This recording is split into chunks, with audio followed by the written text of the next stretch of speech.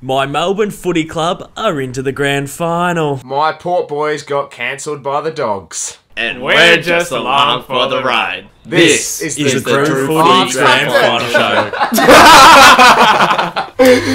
Long road, you could tumble down this black hole. Stuck in Sunday league, but I'm on Hello, you conkers, and welcome back to the Drew Footy Grand Final Show, the biggest Drew Footy show of the year. We've got Jesse.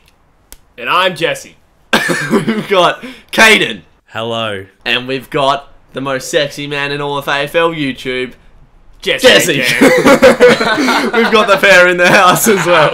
Alright, lads, we are here for the grand final preview. The cream of the crop. The two best teams are left in this season, and it's not Port Adelaide, unfortunately, for you, Mr. Pear, but you did have a small win last night with Ollie Wines taking out the Brownlow medal. I missed it because Channel 7 are incompetent and didn't stream this on 7+. But employ us in the future. Yes, that also.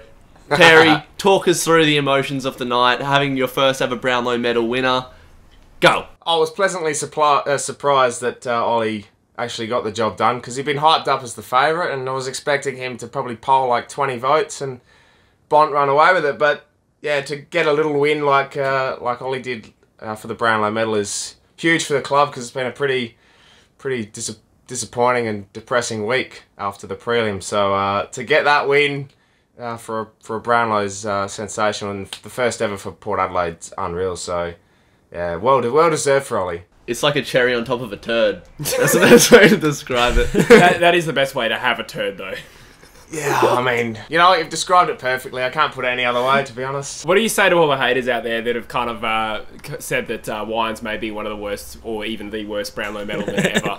Perry, smash out of the park. What do you reckon? Yeah, well, I've heard that, and I've been quite disappointed with what I've heard, because, you know, you look at the competition he's up against the Bont, Clayton Oliver, Sam Walsh has had a fantastic year, Petrarca, Jack Steele and Parrish were all up there. Some of the best midfield performances we've seen in any season from any midfielder, and Ollie's come through on top, and you know, to say that he doesn't deserve it is just a massive turd as such on his season, because he's absolutely deserved that. And look, yeah, you can call me biased, whatever you want, but Ollie was a favourite for a reason. Unfortunately for everyone else, they had votes taken off of them, but Ollie Wines and Trav Boak worked it beautifully, and here we are with a Brownlow medalist. So stick that up, yeah. So that's enough of the Brownlow, the stinky Brownlow, hence it's called the Brownlow. And the turd references. Very funny, Drew, you frickin' knob. Let's move on to the grand final this week at Optus Stadium on Saturday night. I will be in attendance watching Caden MacDonald's Melbourne Demons taking on the Western Bullfrogs. First ever grand final in Perth, and probably the last, so I'm absolutely ecstatic to be in attendance for this one. Let's get into the game. Let's talk about the most important player. We've got a question here from Stephen0952, and he wants to know who is the most important player for both clubs.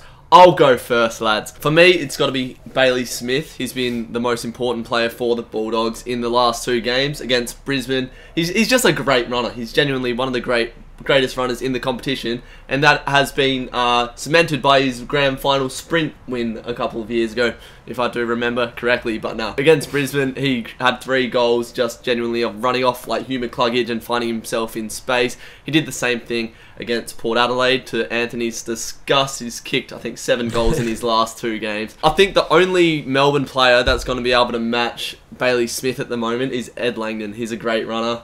He's had a really good season. Very quick, great endurance, so he's going to be the one that's going to limit Bailey Smith's impact. Impact, yes. Perry, who do you think is the Bulldogs' most important player in this game? A little bit left field from everyone else, I reckon. Aaron Norton, with Joshy Bruce going down and them not having a massive key forward. He creates such a presence with his contested marking, and his groundwork's really good too. So if he kicks, I don't know, 2, 3, 4 goals and has a massive impact down forward, and some of their small forwards can get involved, I think the Dees have their work cut out. But then again, you know, they've got such a good defence, so that's why Aaron Norton's so crucial to the Dogs' chances. I'm going to nominate Caleb Daniel. I actually had Liberatore locked and loaded to go, and I've changed my mind. Caleb Daniel, I've seen chop opposition opposition's up. I particularly did it against Brisbane multiple times at crucial stages. Like a butcher. Like a butcher, yeah. His ball use out of the back half, rarely makes mistakes. When he's playing well, he's a real barometer for the Dogs, and I feel like when they're at their best, Caleb Daniel's at their best. So that's actually my last-minute nomination, yeah. I like that a lot. Dosso, who do you reckon? Who can make a difference for the Dogs? I was going to say Caleb Daniel. I'll probably just go with the Bont. I feel like if the Bont has an outstanding game, it's going to be hard to stop. I think Caleb Daniel is a great call though, Jesse. He's someone who cut us up the last time we did play the Dogs. I just feel like it's Charlie Spargo with your bung ankle. Just arm across Caleb Daniel and sit on him for the whole game, because if he gets those uncontested balls out the back of the stoppage and then gets the use of his feet, then we're going to be in for a long game. But yeah, it's going to be won and lost through the midfield, and the Bont is going to have a big part to play in it. Yep. So now for the Dees, I'm going to nominate Max Gawn. Obviously, one of the best ruckmen of all time, definitely off the modern era. He had a massive game against Geelong, and he set the bar for the Dees to follow. If he can give first use around the contest to your Petrakas, Vineys and Clayton Olivers, who have all the quality in the world, obviously that's just going to link up the play to your forwards. If Gawn has an off day and the Dogs get on top of the contest, which I doubt will happen, you've got that turbo midfield, Bontempelli, McRae, Liberatore. They're just going to run it out, use that speed that they have, and once they get going, they can't be stopped at times. That momentum that they bring is dangerous, but I think Max Gawn is the man for the D's. Dosso, who do you reckon? Yeah, Gawny's going to be tough to stop. I do sort of think, like, I'm not sure whether a Stephen Martin is going to be able to do the job on him, and I'm not sure whether a Tim English will either. And even when Gawny rotates out and a Luke Jackson goes in, I feel quite comfortable Lukey Jackson with his work around the ground up against a Stephen Martin. I'm going to go a little bit left field, and I think Ben Brown is just bubbling away under the surface quite nicely. He's obviously 200 centimetres plus. I think Alex Keith is coming off that hamstring injury. Whether he's just underdone or whether he's not quite right, that could be a telling component to the week. But I think Ben Brown's putting together some good form, and geez, it'd be nice if he could have a Michelle Pfeiffer and just get us over the line. So I think Ben Boner Brown is someone to look out for. What did you say, Michelle Pfeiffer? It's a cricket term when you take 5 wickets. Pfeiffer. Oh, Pfeiffer. yeah. If you could get a little 5 Cricket. piece, it'd be nice. I love my cricket. Perry, who do you reckon? Is that making it? I hope. I like my cricket. Cricket. I don't know, there's a few, but I'm going to go with Jake Lever. His intercept work and the way he moves the ball from half back, he can read the play so well, and as a fellow defender myself, I know what it takes to do that, and I think if he's intercepting the Dogs' forward movement and intercepting the kicks from, say, Caleb Daniel or the Bont or whoever's moving it from the midfield, I think that'll play a major part. And if the D's can at least hold stead and then power their way through for that transition footy that they play so well. My first instinct was to agree with Caden about Ben Brown. I think from a structural standpoint as well, with the Dogs not having a really strong tall key back of themselves, there's a chance for them to expose that. But I think I've got to go the basic bitch answer and say Clayton Oliver is probably going to be the match winner if the D's do get up. I think he's just such a contested ball, big moment player. If he's playing well, that's going to lift him massively. So I'm going to say Clayton Oliver, if they win, is probably going to, potentially get a medal. All right, boys, we have a question from a subscriber, Jess L. Jeppo, if I'm reading that correctly, says, where do you think the game will be won and lost? We'll start with you, Drews. Thanks, mate. The D's have only really looked vulnerable for me, and I think you'll be able to agree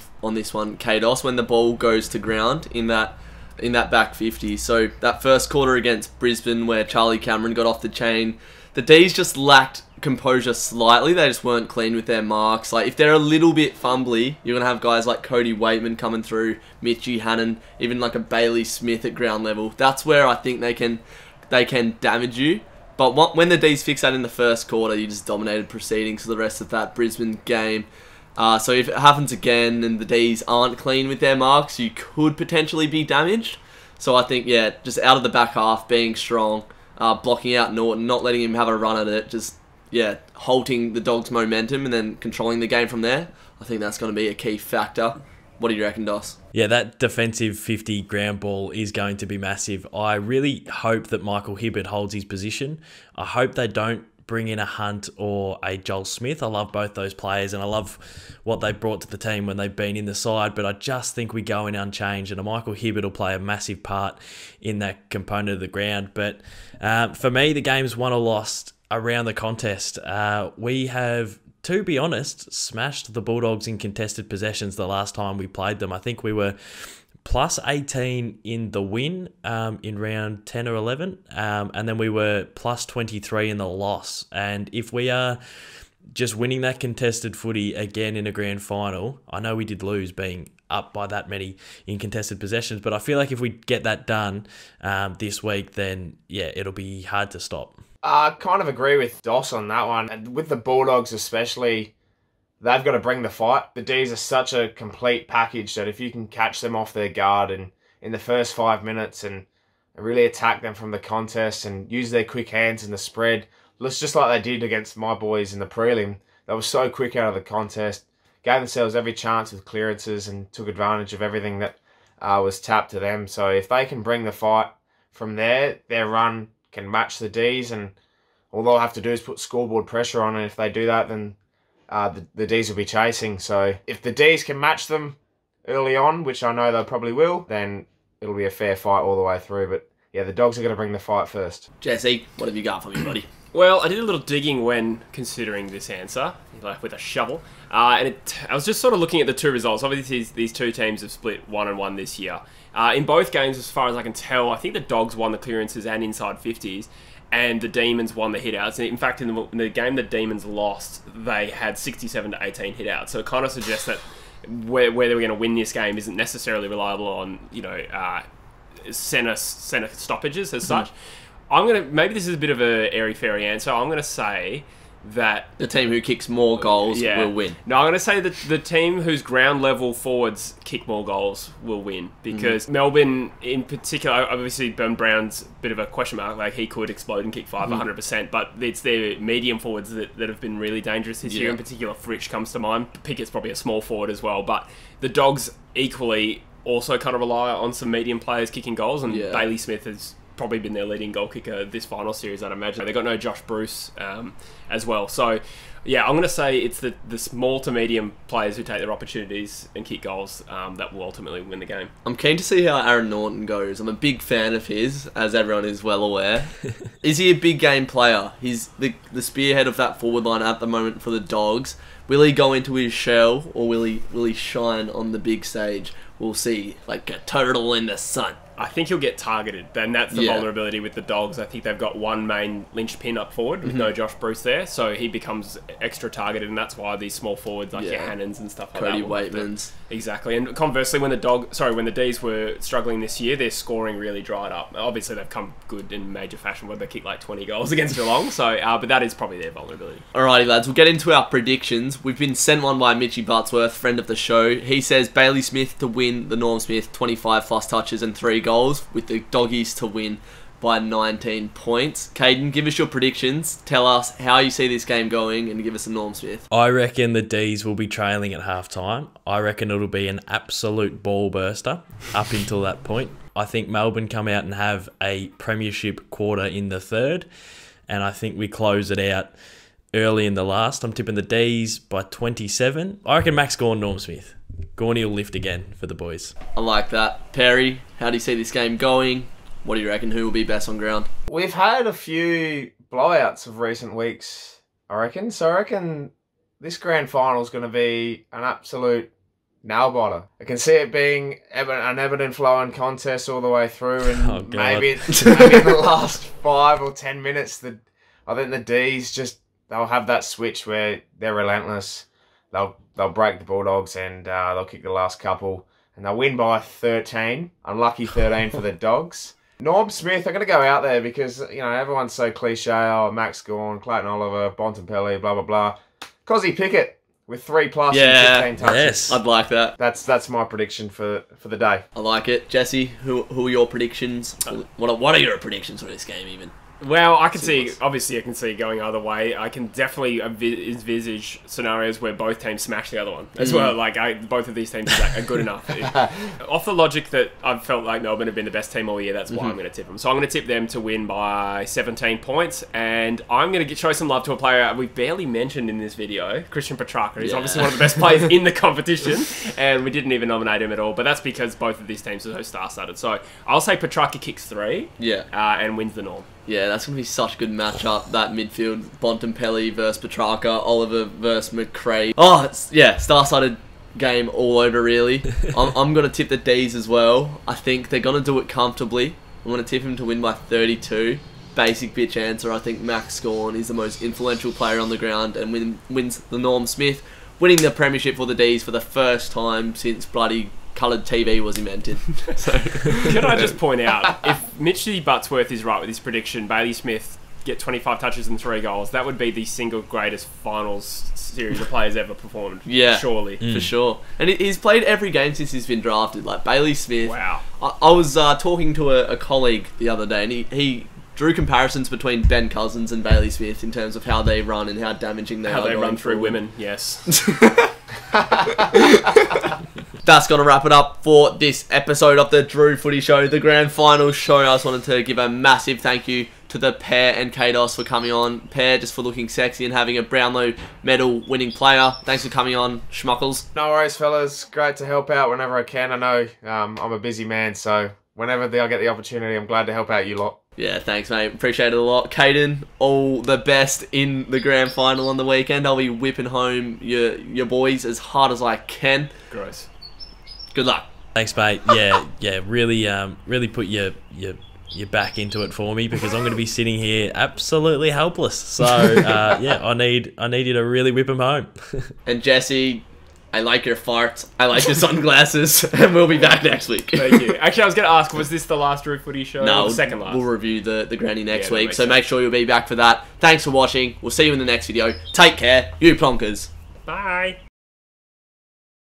I'm going to give you some thumbnails at the start.